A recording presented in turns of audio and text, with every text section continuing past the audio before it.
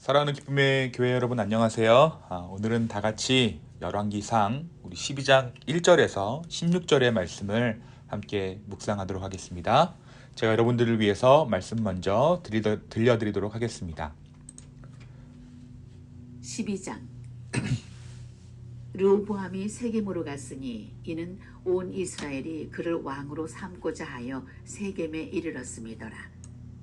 느밧의 아들 여로보암이 전에 솔로몬 왕의 얼굴을 피하여 애굽으로 도망하여 있었더니 이제 그 소문을 듣고 여전히 애굽에 있는 중에 무리가 사람을 보내 그를 불렀더라.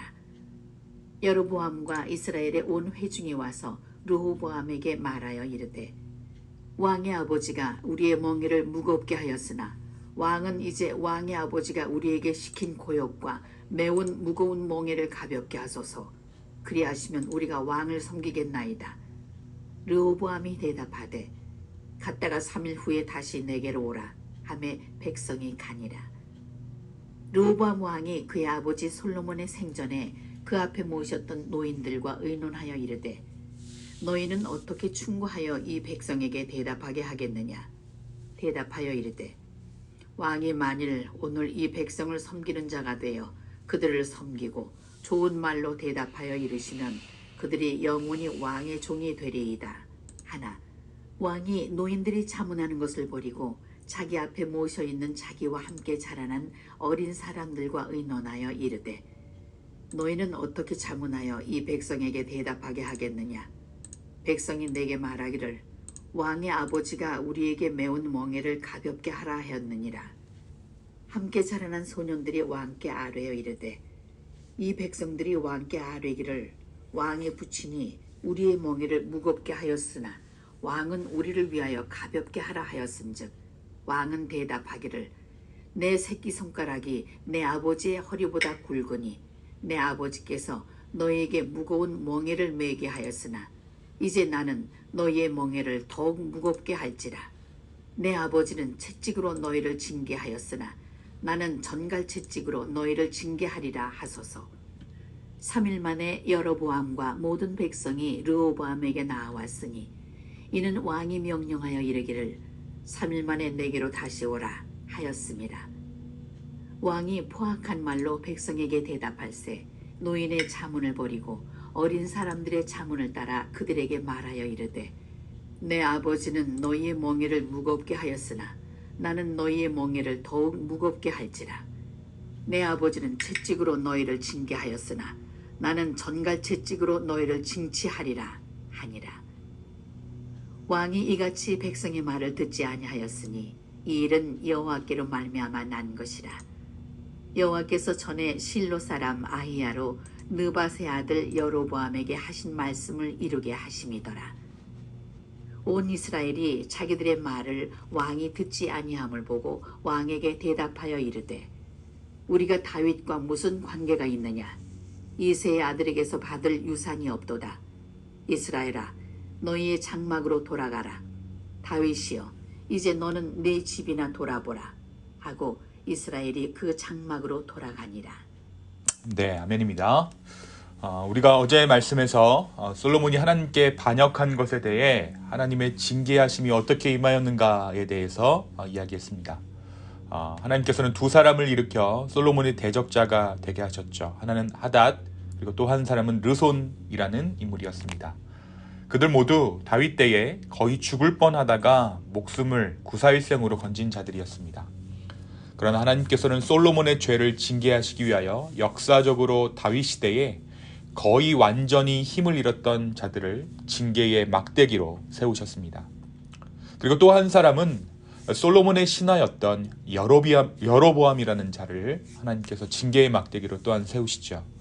여로보암의 등장은 하나님께서 솔로몬에게 하셨던 징계의 경고가 결코 실언이 아니라는 사실을 우리에게 말해주고 있습니다. 그가 애굽 땅에 나갔다가 이제 솔로몬이 죽었다라는 소식을 듣고 다시 이스라엘 가운데로 돌아와서 왕에 대한 반역을 꿈꾸는 그러한 인물이 바로 이 여로보암입니다. 오늘 12장의 말씀은 솔로몬이 죽은 후에 이스라엘의 상황들을 우리에게 전해줍니다. 솔로몬이 죽은 후 그의 아들 르호보암은 세겜으로 갔습니다. 그것은 모든 백성들이 그곳 세겜에서 그를 왕으로 세우기 위함이었습니다. 세겜은 북쪽 에브라임 지파에 속한 지역이었는데 역사적으로 아브라함이 약속의 땅에 처음으로 도착한 장소이기도 했고 요셉의 뼈가 바로 이 세겜 땅에 묻혀 있었습니다. 그러니까 어떻게 보면 언약의 장소, 약속의 장소가 바로 이 세겜이었던 것이죠. 이곳에서 여호수아가 이스라엘과 맺은 언약을 갱신하기도 했고 사사시대에는 아비멜렉을 왕으로 삼은 곳이기도 합니다. 이 역사적인 땅 세겜, 하나님과 언약을 늘 새롭게 했던 그 약속의 땅 세겜에 온 백성이 모인 것은 이 르호보암을 그들의 왕으로 세우기 위해서이기도 하지만 한 가지 흥미로운 이유 때문이었습니다. 다윗이 사무엘하 5장에 보면 헤브론에서 왕이 될 때 백성들과 약속을 한 것처럼 언약을 맺은 것처럼 백성들은 이 세겜에서 새 왕과 언약을 갱신하고 협상할 수 있는 권리가 있었기 때문입니다. 이 언약 갱신의 자리에는 백성들이 왕에게 요구하는 것, 원하는 것을 이야기할 수 있었습니다. 만약 그들이 무거운 노역이나 세금에 시달리고 있었다면 새로운 왕에게 자신들의 상황을 고하고 백성들이 져야 할 짐을 가볍게 해주도록 요구할 수 있었던 것입니다. 실제로 이 상황에서 북쪽 지파의 대표인 여로보암은 노동과 세금의 짐을 솔로몬 시대보다 가볍게 해줄 것을 르호보암에게 요구했습니다. 여태까지 궁전을 짓느라 또 성전을 짓느라 힘겨운 노역에 시달렸던 그들이 새로운 왕 르호보암에게 그 세금의 짐을, 노동과 세금의 짐을 조금 더 가볍게 해줄 것을 요구했던 것이죠. 이 여로보암의 요구에 대해서 르호보암은 솔로몬 시대에 섬겼던 노인들에게 먼저 자문을 구합니다. 여기서 노인들이란 단어는 솔로몬의 생전에 그 앞에 모셨던 이라는 설명을 보았을 때 이스라엘의 원로들 혹은 장로들을 의미하는 것을 우리는 알 수 있습니다. 이 장로들은 여로보암에게 왕이 백성을 섬기면 백성들 또한 왕을 섬길 것이다 라고 자문하죠. 그러나 르호보암은 이들의 자문을 버리고 자기와 함께 자라난 어린 사람들의 자문을 따라 솔로몬은 채찍으로 통치하였으나 자기는 전갈로 통치할 것이라고 선언해버리고 맙니다. 그들에게 모욕을 주고 마치 애굽의 왕처럼 그는 이스라엘 왕의 특성인 종의 자세를 버리고 고대 근동의 전제군주 방식을 자신의 통치 방식으로 선택한 것입니다. 그런데 성경이 이것을 무엇이라고 이야기합니까? 그런데 저자는 왕이 백성들의 말을 듣지 않은 것은, 이 왕이 장로들의 말을 듣지 않은 것은 여호와께로 말미암아 난 것이라 라고 이야기하고 있습니다. 여호와께로 말미암아 난 것이라, 여호와께서 전에 실로 사람 야야로의 느밧의 아들 여로보암에게 하신 말씀을 이루게 하심이더라 라고 이 배경을 설명하고 있는 것이에요. 이 설명은 르호보암의 결정을, 그러한 결정을 내린 르호보암의 책임을 무시할 수는 없지만 선지자 아이야를 통하여서 예언된 하나님의 뜻과 심판으로 해석하고 있는 것입니다. 르호보암이 그러한 선택을 하게 된 것은 그의 의지와 함께 하나님의 뜻이 그 안에 담겨져 있다라는 것입니다. 결국 르호보암이 노인들의 자문을 버리고 어린 자들의 말을 듣고 어리석은 결정을 내림으로 이스라엘 왕국은 남과 북으로 분열하는 결과를 가져오게 되었습니다. 사랑하는 성도 여러분, 오늘 말씀 12장은 우리에게 무엇을 말해주고 있을까요? 먼저 오늘 말씀은 우리에게 계속해서 깨어있을 것을 이야기하고 있습니다. 계속해서 깨어있으라.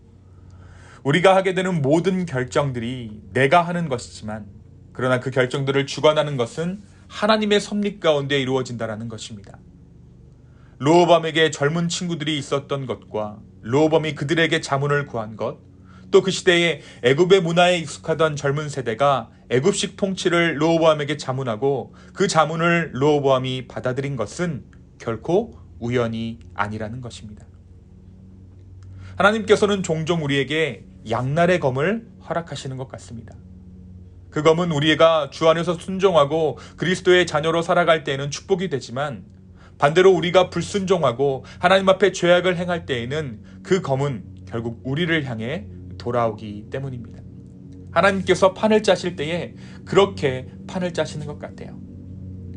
이것이 바로 우리의 삶이 날마다 주 안에서 새로워져야 할 이유입니다. 날마다의 삶 가운데 우리가 예수 그리스도의 이름을 불러야 할 이유이기도 합니다. 오늘 하루 주님께서 우리에게 주신 그 축복이 진정한 축복될 수 있도록 새로운 은혜 가운데 예수 그리스도의 이름을 부르는 저와 여러분 되기를 예수님의 이름으로 축원합니다. 또한 오늘 말씀은 우리에게 솔로몬의 나뉜 마음이 결국 이스라엘의 분열로 드러나게 되었음을 확인시켜 줍니다. 하나님의 종된 마음도 솔로몬에게 있었지만 왕으로 군림하고자 하는 마음도 있었고, 주님께서 주신 지혜를 백성들을 다스리는 데 사용하기도 했지만 자신의 명예와 부를 위해 사용했던 솔로몬이었습니다. 또 하나님을 전적으로 의지하는 것 같지만 그의 후궁들을 통해 드러났듯이 다른 여러 나라들의 어떤 그러한 권력들을 의지했던 것도 솔로몬이었습니다. 솔로몬의 교묘한 이중적인 마음이 결국 이스라엘 가운데 두 개의 왕국이 들어서는 것으로 드러나게 된 것입니다. 그 아들 르호보암이 장로들과 어린 청년들에게 두 개의 자문을 구한 것도 이러한 맥락에서 해석될 수 있을 것입니다. 그리고 결국 결정은 자신의 욕심대로 내리고 마는 것이죠. 사랑하는 성도 여러분, 이 두 마음은 결국 드러나게 되었습니다. 우리는 어떻게 보면 평생 두 마음을 품고 사는 사람들입니다. 우리가 주님 품으로 돌아가는 그 순간까지 우리에게는 늘 두 가지의 마음이 있습니다. 그러나 그 순간에 무엇을 선택하는가, 그것은 바로 말이 아니라 삶입니다. 우리가 어떤 말을 하는가가 중요한 것이 아니라 우리가 어떠한 결정을 내리는가, 어떠한 삶을 사는가가 결국 우리의 마음 중심을 말해주는 것이죠. 사랑하는 성도 여러분, 저와 여러분은 오늘 어떠한 결정들을 내리며 살아가고 있습니까? 말이 아닌 삶으로 주님께 나의 삶을 온전케 하는 저와 여러분의 오늘 하루 되기를 예수님의 이름으로 축원합니다. 우리에게 두 마음이 있지만 그럼에도 불구하고 주님의 은혜, 하나님께서 주시는 그 마음을, 그 희생을 선택할 수 있는 저와 여러분 되기를 예수 그리스도의 이름으로 축원합니다. 이 두 가지 중에 왜 하나님의 것을 우리가 선택하기 어려운가?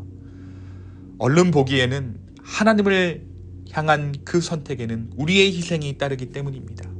또 우리의 욕심이 깃들기 때문에 우리는 늘 우리의 마음에 소견이 오른 대로, 우리의 욕심대로 선택할 수밖에 없는 것이죠. 오늘 하루 우리가 주 안에서 우리의 마음을 새롭게 하며 다시 한번 말이 아닌 삶으로 주님 앞에 나의 삶을 온전케 하며 정말 주님의 것들을 선택하는 저와 여러분의 오늘 하루 될 수 있기를 예수님의 이름으로 축원합니다. 이 시간 함께 기도하겠습니다. 주님, 우리가 주님의 것을 선택할 수 있는 은혜를 구합니다. 성령 하나님, 오늘 하루를 사는 동안 우리가 우리의 욕심을 따라 사는 것이 아니라 주님의 것을 구할 수 있도록 축복하여 주시옵소서. 지금 다시 한번 우리의 마음을 드립니다. 우리의 상황들을 주 앞에 올려드립니다. 주님 뜻대로 이루어 주시고 주님 뜻대로 살아갈 수 있는 지혜와 능력과 용기 허락하여 주시옵소서. 감사합니다. 이번의 말씀 살아계신 예수 그리스도의 이름으로 기도하였습니다. 아멘.